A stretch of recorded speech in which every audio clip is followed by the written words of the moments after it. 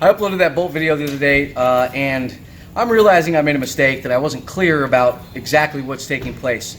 So let me show you real quick. I'm going to just grind this bolt down. You can cut a bolt, you can do whatever you want, but I'm just grinding it real quick. Okay, now I've got a nut. I've got my bolt to the size I want. I'm trying to put my nut on here. There is no way to get that nut on there.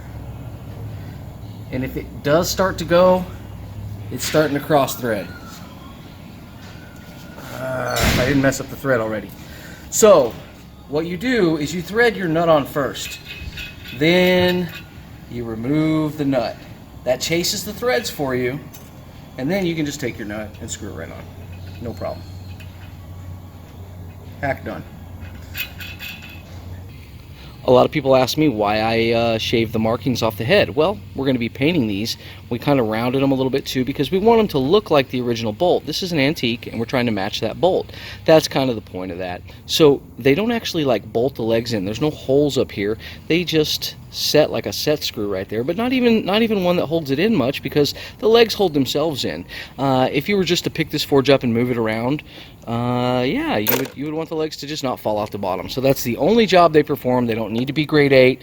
So the reason we removed the coating was for paint adherence, and as you can see, I need to remove a little more.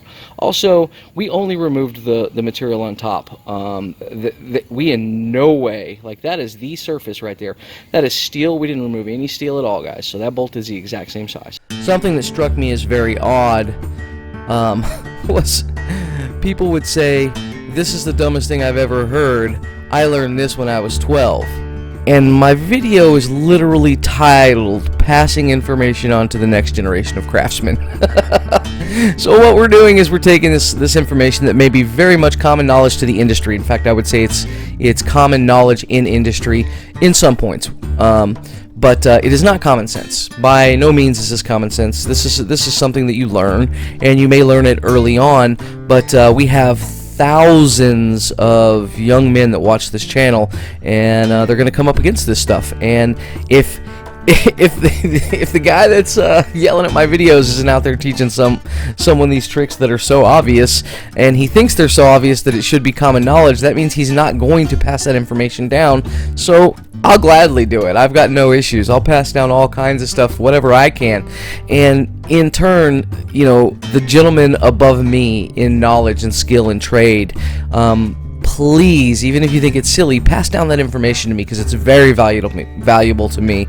It's I believe information is one of the most powerful things that you can possess. So deciding long ago to set my ego aside and to be a student instead of a teacher has allowed me to gain a lot of information from a lot of men that didn't even really realize how important their knowledge was.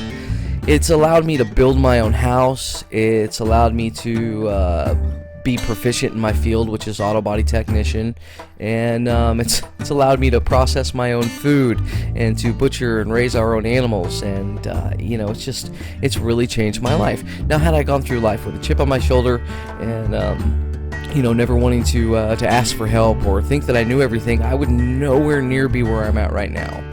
There's an episode of Monster Garage, and it's a long show. If you kids haven't watched the show, go back and watch every episode of Monster Garage. It's fantastic. It's fun. And Jesse James says something very interesting in one of his episodes. He essentially points out that every time he asks a man if they know what they're doing, and they say yes, those are always the men that never know what they're doing, or there's going to be a problem. And it's always the one that says, well, we can get it figured out. You know, I don't really know, but let's try. We're going to try this and see if it works. Those are the people that tend to make it. And the funny thing is, in every one of those episodes, it was true. Another comment that I really liked was a guy said he does this every day and he doesn't use a nut trick. And I said, okay, well, what do you do? And he's like, well, I cut rod and we hang it in the ceiling. And so he explained that he goes up a ladder, he measures his rod, he cuts it to length, and then gets his file and files down the edge and then screws on the bolt. And I was like, well, fantastic.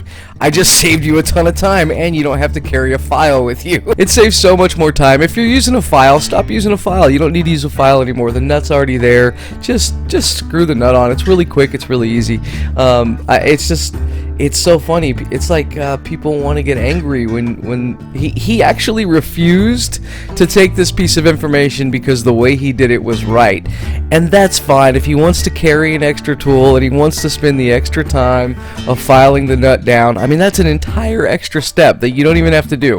We got a lot of positive responses on the video, but it just seemed like a lot of people didn't understand what actually took place. So there you go. Throw a nut on before, deburr it. It's that simple. It should have been a 2-second video. You know, whatever. Thanks.